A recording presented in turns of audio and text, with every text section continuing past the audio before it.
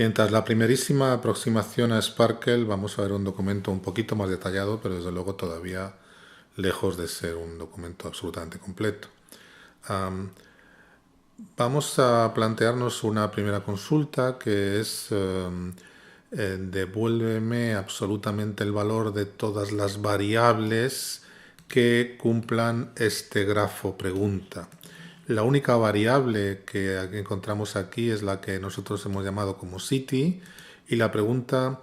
que es simplemente devuélveme las ciudades que sean del tipo de ciudades en Texas dentro de DBpedia.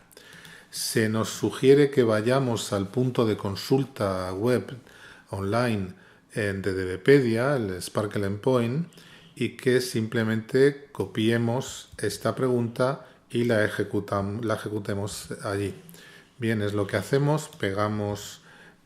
la consulta, no necesitamos poner el from porque justamente estamos consultando en DBpedia. Y bueno, lo que hacemos es ejecutar la consulta y vemos que tenemos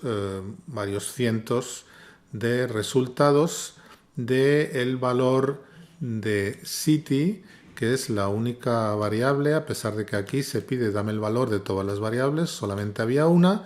y esta city, esta variable city, del tipo de ciudades en Texas, tiene un montón de valores posibles en DBpedia.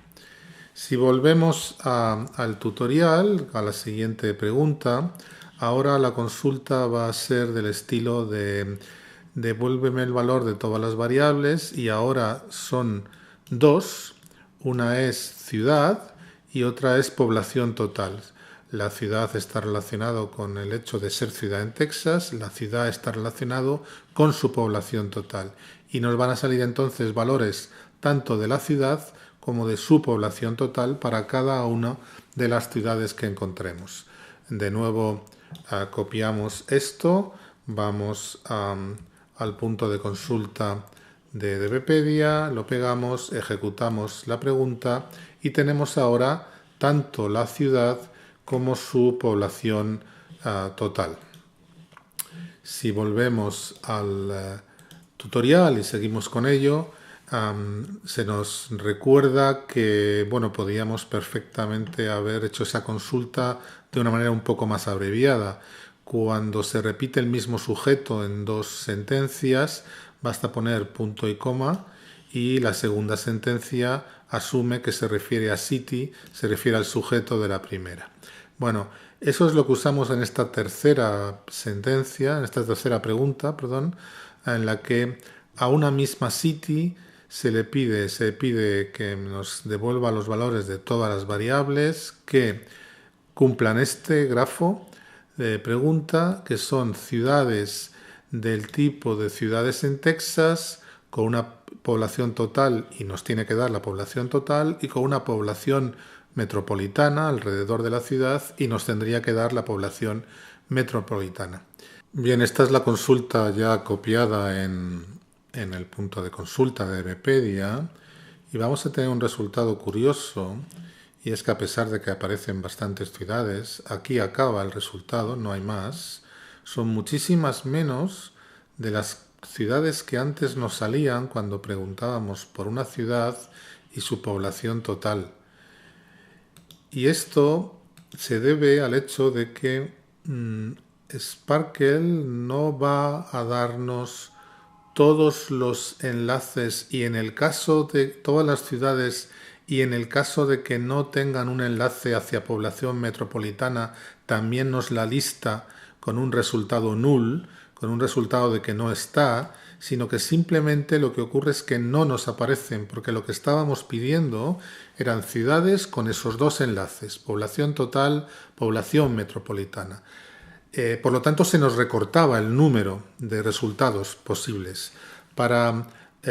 solucionar esto, lo que hacemos es que este segundo enlace que pedimos de población metropolitana, que no todas las ciudades en DBpedia tienen registrado, lo ponemos como un enlace opcional, y ahora sí nos devolverá absolutamente todos los que solo tengan población, las ciudades que solo tengan población total, y en el caso opcional de que haya un enlace a una población metropolitana también nos aparecerá. Bien, esta es una de las múltiples facilidades sintácticas de Sparkle. También lo está el hecho de ordenar los resultados, en este caso por orden descendente respecto a la población total. Incluso también si pensamos que son muchos los resultados y queremos restringirnos, podemos decidir que nos dé un determinado límite, es decir, no más de 10 a lo sumo, e incluso de estos 10 que los 5 primeros los descarte, es decir, nos dé 10, pero los 5 primeros que aparezcan los descarte. Tenemos luego la opción de colocar filtros diversos en los resultados que nos devuelven, de tal manera que con todos los operadores del lenguaje podríamos construir filtros del estilo de las ciudades estas de las que venimos preguntando, pero solamente aquellas cuya población total sea estrictamente mayor que 50.000 o menor o igual, o en fin, cualquier otro tipo de filtrado. Bueno, con esto uno va construyendo preguntas cada vez más refinadas, por ejemplo, aquellas en las que cierta información solo está en inglés o solo está en español o en los dos idiomas. Y esta es una primera aproximación. El tutorial en un apartado habla de cómo solucionar el hecho de que no hay realmente un operador NOT y funciona como la programación lógica, es decir, intenta ver cómo obviar esto. Esto es aplicable y era la única opción en la versión 1.0 de Sparkle. En la 1.1, aparte de que esto sigue funcionando, hay otras opciones para trabajar con el complementario de la pregunta que estamos lanzando. Y bueno, con esto habría que ir realmente a un texto más detallado sobre Sparkle, pero es bueno, pues una primera introducción a cómo